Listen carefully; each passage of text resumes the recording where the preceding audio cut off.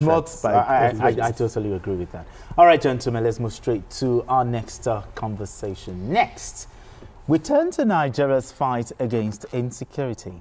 As the military advances against notorious terrorist leader Bello Turji, it appears that troops are steadily closing in on him following a series of successful bombardments on his hideouts. In recent weeks, the Nigerian military has intensified operations targeting Turji's known hideouts across Zamfara, Sokoto and Niger State. The Defense Headquarters DHQ has now confirmed that Aminu Kanawa, the second-in-command to Turji, has been killed by troops of Operation Hadarindaji. The DHQ also reported that several of Turji's close allies, including his younger brother, sustained serious injuries.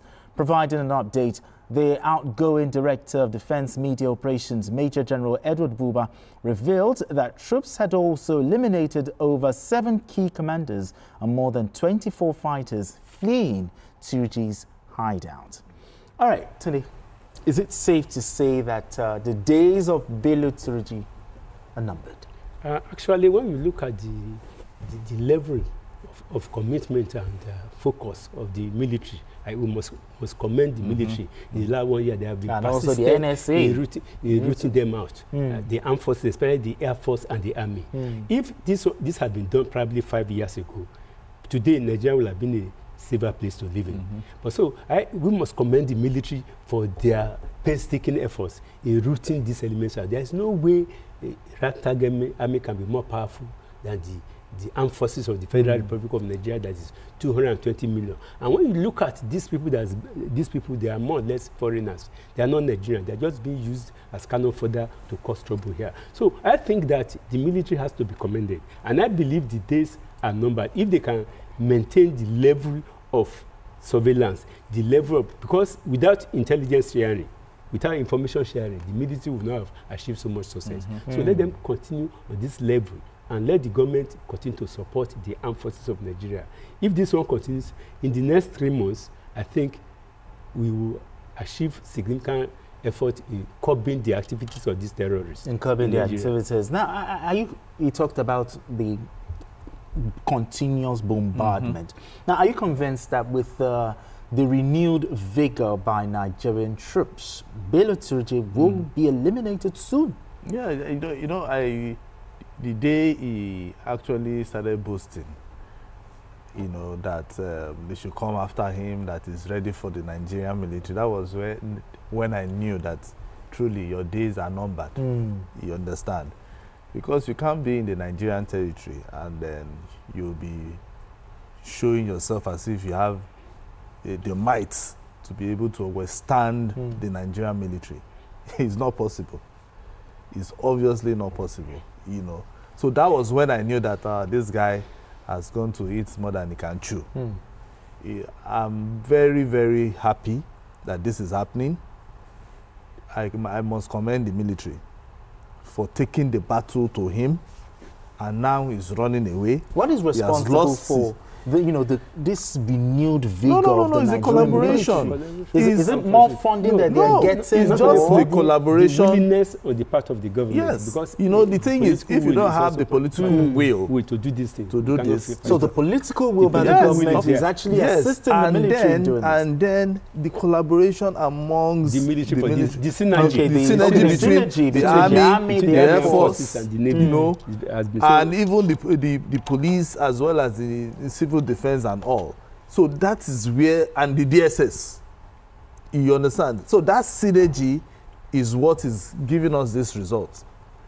That synergy is what is giving us this result. Because yesterday, I actually asked someone who stays in Zamfara that how is Zamfara now? Because I heard that, Turji's son is dead, had been killed. Yes. He said, that's everywhere in Zamfara now, people are just rejoicing. That even he was surprised, before, if you are leaving from Zamfara to other parts of the country, there's a particular time they will tell you to move. That he actually did a road trip from Zamfara, Gusau, down to Kaduna, and that same day he was coming back. Meaning that but they had the something military they could not do before, back. because then Now they can you have do to it. call, you know. So that shows the improvement in terms of security along that route, you know. So whatever the military is doing now should be sustained. Wherever Turji is with his hideout, with his fighters, with anybody, they must be cleared out of the Nigerian territory completely. Now, the army has always, the military, they've always talked about local support fueling bandits. You know, the activities of local support in fueling the bandit activities. Now, how best should it be handled? Because some people give information to these terrorists, to these bandits, and they use it against the military. How best do you think it should be handled? Well, I think we should not, at this point in time in Nigeria, we should not unnecessarily pay too much attention to that. If we eliminate Turji, banditry or terrorism will end. Let us look at the system. It has become so systemic that, you know, there's a saying that the garden that is making noise is because some leaves are behind it. If some people are not behind him, it won't be boasting like that. So I think we should go to the nitty-gritty of it and root out all the elements. And civilian too, because civilian collaboration, you cannot remove that one, who are doing it so for some specific either business reason or political reason or religious reasons. I think the government should fish them out and root them out and destroy them, destroy their base, so that another Turji will not rise up again. So it's a systemic thing that we have to do. The government has to be so painstaking going to the root cause of sponsors. Can we say poverty is a reason? I wouldn't say poverty. Poverty, literacy, literacy, no. I think it's a question of something that has allowed to, yes, poverty is to fester over a long period of time. Because when you look at the activity of the bandits in a state like Zamfara and also other mining states, it is a question of people looking for economic territories. They sponsor these people with money, they take over mines and some other things. And with the passage of time, you cannot even dislodge them with their ammunition that you have given them. If they are jobless in a particular mine, they will move to another area to cause crisis. So let us identify those people who are sponsoring them and root them out until they are identified. When you kill a particular leader, another leader will have been prepared to take over from him. So let us identify those people who are sponsoring them and try as much as possible to also find a way of encouraging people to reduce the abject poverty among the people. Because poverty is also a constitutive factor. Exactly. Poverty is also part of it. Exactly. And religious silos. Religion as well.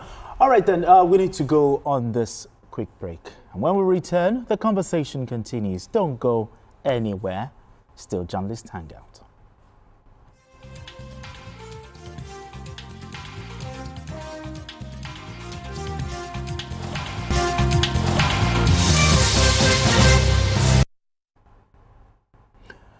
All right, then, if you just joined us, it is still Journalist Hangout. I still have Tunde Abaton and Asukwa James. So we're still talking on insecurity. Just like I asked him, locals who are fueling this banditry, the black legs that are, fueling, feeding information, and jeopardizing the works of the military. How best should this be handled? No, I feel that is the work of the DSS. They should now be looking at who are the original sponsors of these people. Okay. You understand? Because I know that some of them have been getting territories, and that is mine territories, getting their, their areas and making sure that they hold on to a particular region or area, so that nobody comes there to come and mine. They are the only ones. But just like they say, if anybody is taking, they have to for bribe to fester. They have to be a taker and a receiver. You understand? So same with the mining too. So if there's for anybody to start doing illegal mining, it means that they are selling it to somebody. Exactly. There's a market. You understand? There's a market, for it. So it means that is where the DSS or the security agencies will start looking at who are the people sponsoring these people to own this territory, because they can't just own that territory without just with bare hands. Sure. It means that they are using armed to the teeth. They are using guns, and the guns that they are using sophisticated. That is why the guy has been because it is real business. He has been there for a very long time. You know, even giving the impression that he can even face the Nigerian army.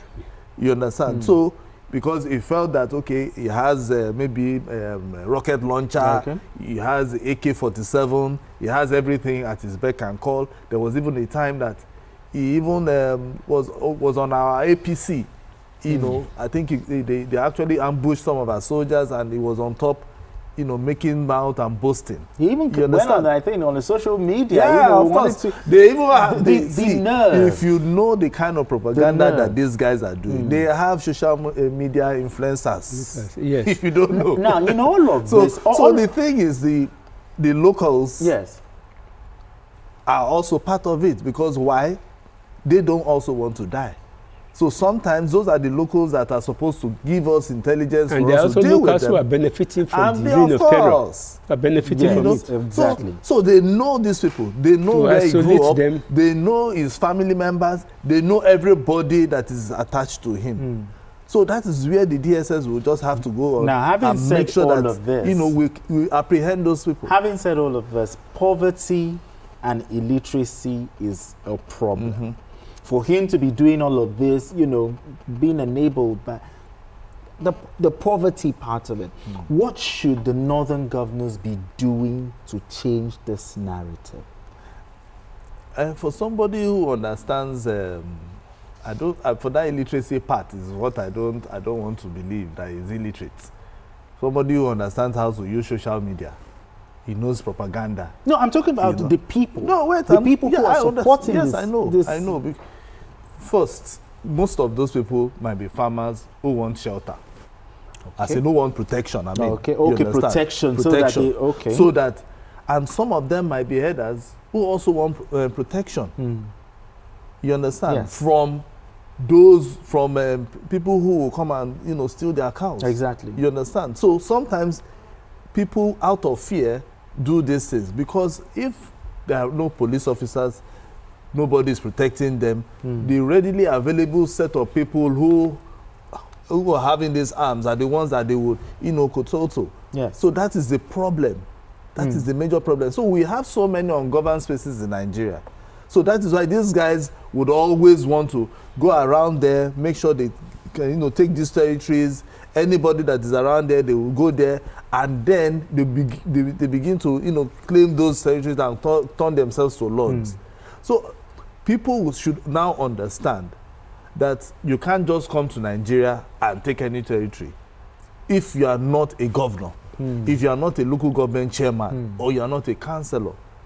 So with this is going to send a signal to everybody that there is no territory in Nigeria that you want to take over that you will not face the full wrath of the Nigerian law. Okay. Now, still talking about a little bit on the poverty part, because we've tried Shopi, we've tried NAPEP, we've tried all sorts.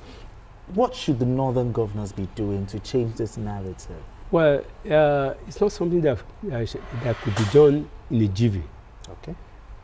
We have to understand one problem. According to the United Nations, as at last year, we have about 11 million out-of-school children in Nigeria. Out of school, those who are not going to school at all. 10.5 million of them are from the 19 northern parts of Nigeria.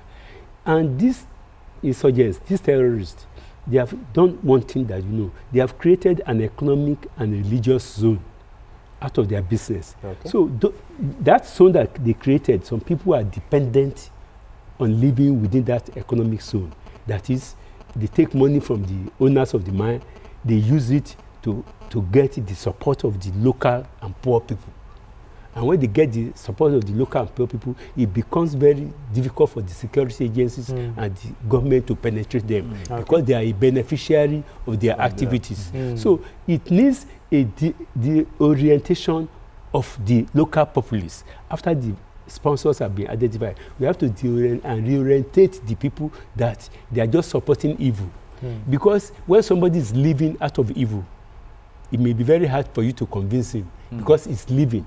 It is the evil perpetrator that they make him to live. So we have to understand the fact that that economic zone that they have created out of their evil way has to be dismantled for peace to reign in that area. Now, so the other governors have to do more on education. Now, as we round off on this, military closing in on Bello Turji, if peradventure is caught or maybe eliminated today, how do we ensure that we don't have another?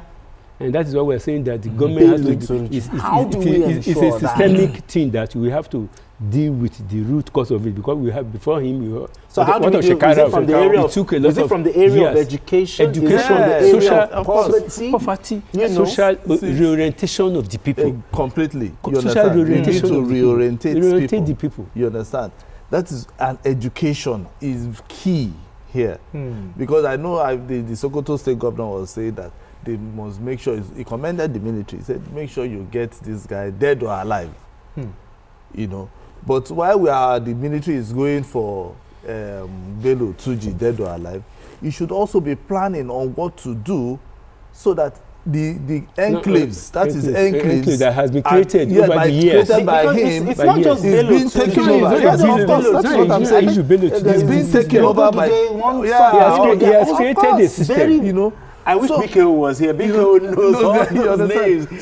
So those enclaves by now, the governor should be thinking, what do I do so that we don't create another crisis in our hands? Exactly. You know, are we going to build a school there, which is very, very important? Build a school so that you teach people. You have to change the narrative. Change the narrative completely. Change the orientation of people completely. You know, I mean, look at what the Borno State governor is doing in the area of education to make sure that, you know, students get educated and that they are kept in school. Kept in exactly. Kept in school. That is very, very important. It's not a question when you go just to build schools. No, you need to keep them. When you get there to 12 noon, securing the schools they have gone back well. home. By 12 noon, they have gone back home.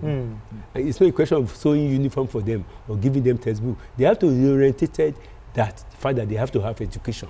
That is very, very key to solving this problem, because another Turji may be in the offing now. True.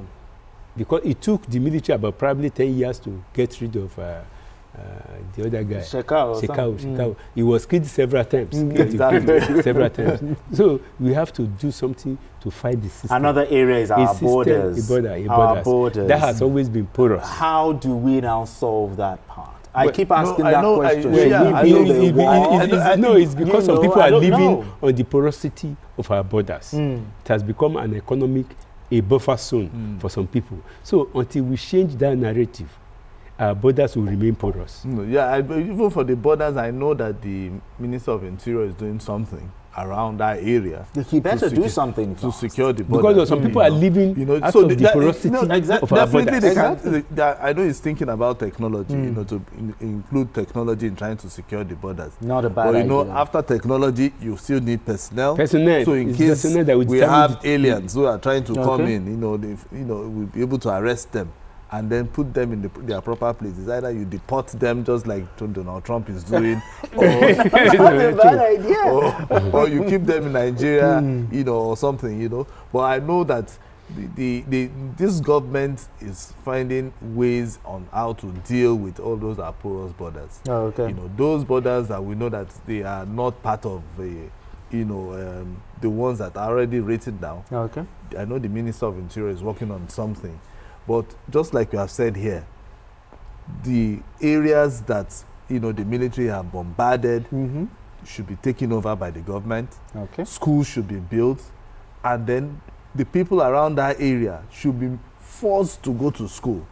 And then the government should make sure that when they are coming to school, they need to change their mindset and not think about that, it is only when you conquer territories that you become crime pays. Crime will never pay. So they need to do that a lot. And then keeping those children in school, very vital. I don't know how the Borno State governor has been doing it, but children have been going to school. Exactly. You know, so maybe they should take a cue from here. You know, maybe they can now reintroduce the school feeding program or something. Exactly. You know, so that you bring children to school. I think the employment can come in and stuff like that. So there's a lot they can do to keep that place safe. All right, then. All right, let's move straight to our next